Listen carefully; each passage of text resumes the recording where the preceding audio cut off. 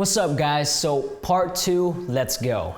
Powering the micro cinema camera is fairly easy to do. All it takes is DSLR batteries, the Canon LP E6s.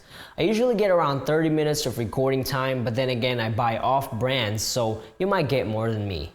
If you're willing to spend more money and have some V-mount batteries lying around, you can also opt to buy an adapter like the Tilta Universal Power System. It includes a dummy LP-E6 battery so that you can plug that in the back of the micro cinema camera for longer power times. Since the camera takes regular HDMI, you have a lot of options as far as monitor goes. Blackmagic even has the Video Assist, which is a 5-inch monitor that has built-in recorder.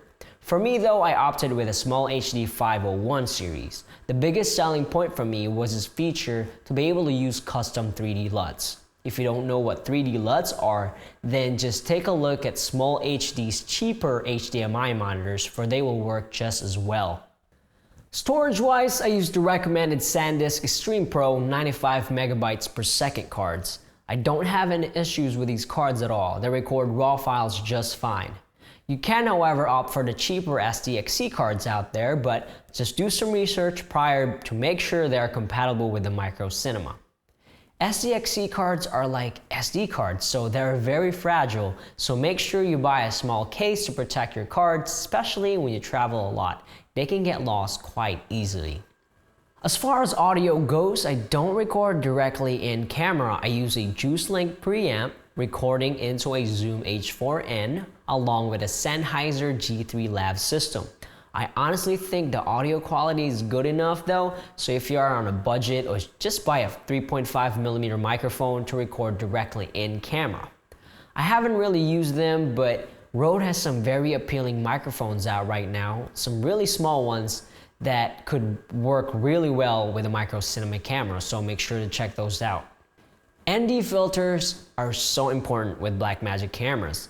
Since the native ISO is 800, you will need a filter to help you control exposure. I'm currently using the Hoya Pro ND.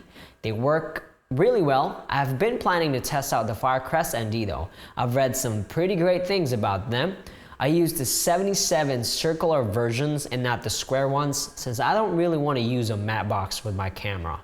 Now, one of the main reasons why I bought a micro cinema camera is its form factor. It's very small. It's awesome to work around with, so for rigs, I really didn't go too crazy. Stabilizer-wise, I used a Came Single, which I made a couple of videos about, so check them out.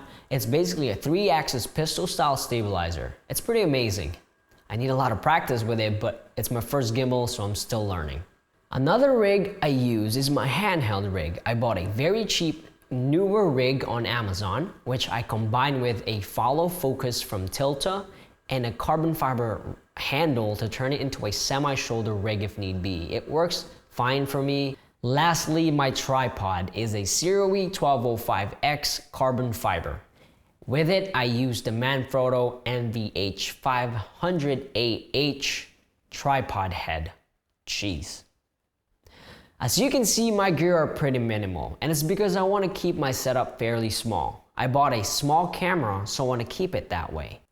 That is all I got for you today, folks. I believe that's everything you need to get started, so hopefully my next video is going to be a little bit more of hands-on with the camera. Please let me know if you have any questions. Like always, thanks for watching.